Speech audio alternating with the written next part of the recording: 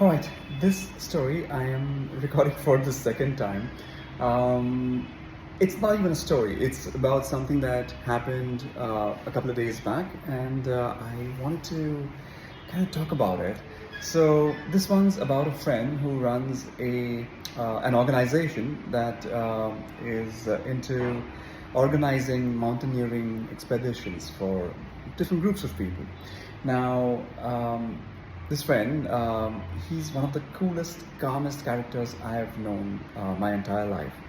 And he was in the middle of something wherein he was helping kind of coordinate a trip for young kids, school kids. My son happens to be a part of that group. And when all of us parents were discussing certain matters, over the chat group where um, these logistical discussions were happening, there came a time when there were some kind of uncomfortable discussions related more to safety and indemnity.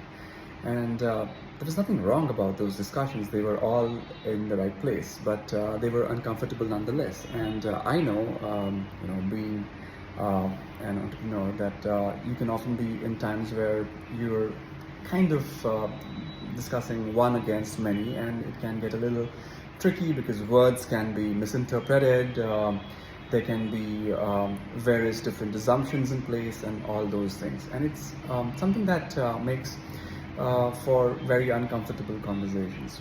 However, what I was amazed at was as to how this person, this friend of mine, he dealt with those conversations. At no point in time did I feel that he was the least flustered or irritated or troubled even. And he kept at it, one little thing after another. And I think eventually everything worked out pretty well. Most people were happy with the outcome of things. And on the day of the trip, I went to drop my son and a few other kids. And I was there, and I met up with him.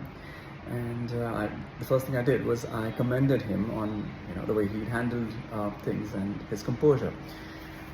And he looked at me and he literally said, "You know what? It makes it easy for me."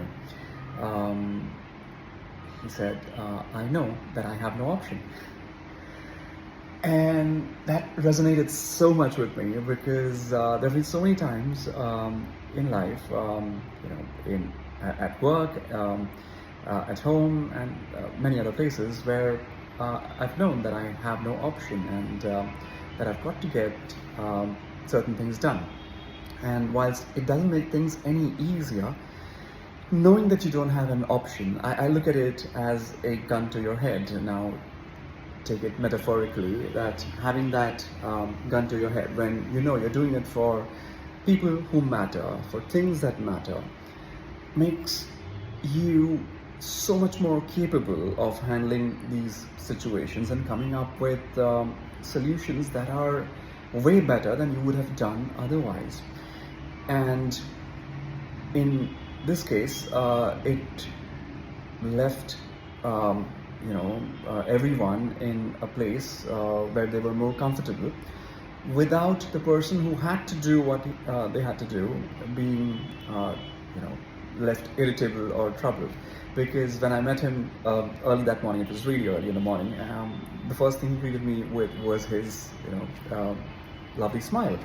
And it's amazing to see how some of us, I think the best of us, can do these crazy things and yet come out as if it was just another day at work. So I started off this video by saying that this really isn't a story. This is about something that happened, but there's such a big learning here in life. Whenever we are faced with things that seem challenging, confusing even, if we know that the reason why we're doing that particular thing is important enough, it's like that little gun to our heads where we say, we've got to get this done. And then if we can just pull ourselves up to say, I'm going to get it done anywhere, why not do it without getting flustered and troubled?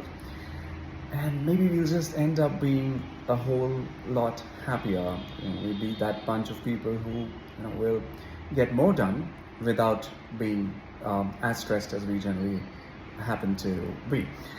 That was that. I would like to kind of close it here. I hope I've made some sense. This is the second time I'm recording this video because I wanted to get this across clearly. Hopefully I have made some sense for some of you at least.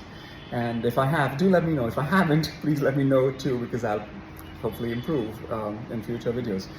And like always, I thank you for your time, and I hope to see you in the next one. Have a good one, folks.